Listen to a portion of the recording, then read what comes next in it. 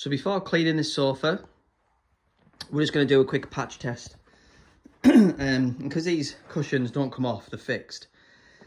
I'm going to do a patch test in the most inconspicuous area that I feel on this occasion, and it's going to be the bottom right, just above the caster. So I'm going to hit it with the product.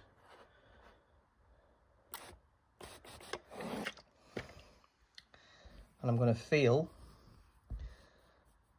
that it's got flexibility. It's not going flat. We've got no white areas. And I can feel there the fibre, like a caterpillar's back, just flexing back, no problem. It's not reacting adversely to the moisture or the chemical. So that's good to clean. So I'm going to apply the chemical. The sofa's been vacuumed, as you'd expect. So I'm going to apply the chemical and do a section at a time. Now it's on a very light mist, so we don't over wet the fabric. There's no need to. It's a very thin pile. So that's applied, and I'm now ready to agitate. So as you can see, I've got my angled drill with a white brush. Now, you could probably get away with a yellow brush, but I like to keep things as delicate as I can on all fabrics, but especially when it's not that badly soiled. So I'm going to use a white brush. I'm going to agitate a section at a time, starting at the top, getting around all of the corners. And if you always think in your head, north, south, east, west, or east, west, north, south, you can't go wrong. So this is agitating the chemical through the fibres, dislodging and loosening the soil, cleaning the fabric.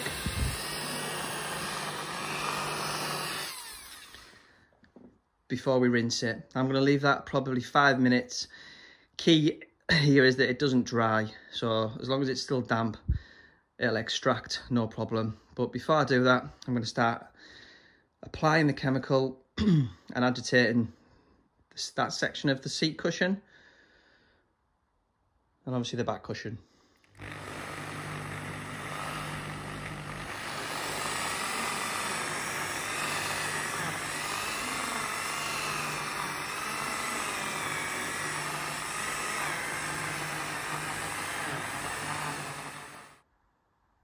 Okay, so if we just run through the where we're up to so far. So we've done a test.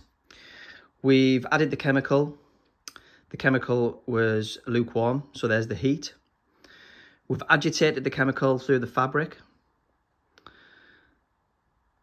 And we've given it time to dwell and time to do its job. So we're now ready to rinse. So the rinsing process is obviously through your wet vac, and the process is to use, again, warm water, not boiling hot because it can damage the components. So it's lukewarm water. And before I switch the machine on, I'll just demonstrate the strokes that we would use. So I normally start left to right. And if I was to pull the trigger underneath the wand, the upholstery tool, I will be using that with water jetting into the fabric and extracting it at the same time. I then lift it, cross over 50% on the next stroke, and then apply the jet like so. And then this is the third pass. Again, another 50% crossover to about there. And then I'll revisit it now, not pulling the trigger, just using the extraction to take out the moisture. So again, a single pass, and you can revisit that as many times as you want if you feel it's still too wet. Now the benefit of that is obviously it's going to speed up the dry time, so we're not leaving the the sofa's soaking, and that's what makes a big difference, so that the customer can get this back in service as soon as possible. Okay, so that's that section completed. Now, what I would do is, once you've cleaned a section at a time, I would then revisit it and just say, you know, how's the soil looking? Test it with a towel. If you're still getting soil transfer onto the towel, really simple. Just go through the whole process again, copy and repeat.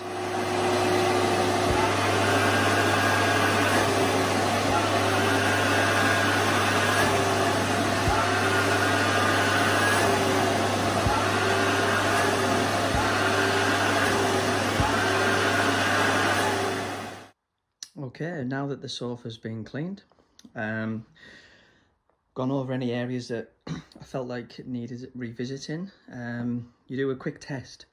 So you get your towel, your terry towel, and you just start rubbing it.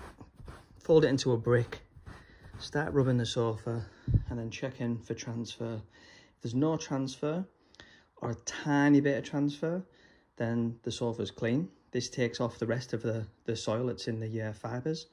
And if you then go over the whole sofa, then it's going to just dry it off best you can. And it's also, obviously, you're checking the whole sofa for transfer, so there's no soil back on it. Once you're happy with it, we will then plug the dryer in, which is going to be in the next clip. Okay, so I've now dried off the sofa using the terry towel, checking for soil transfer, and giving it a bit of a dry.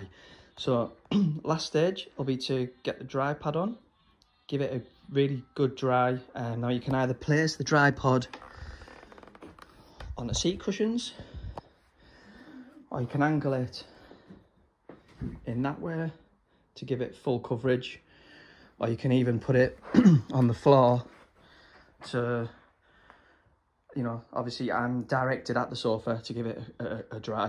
Now the whole purpose of the dry pod is just to circulate the air, which speeds up the drying process.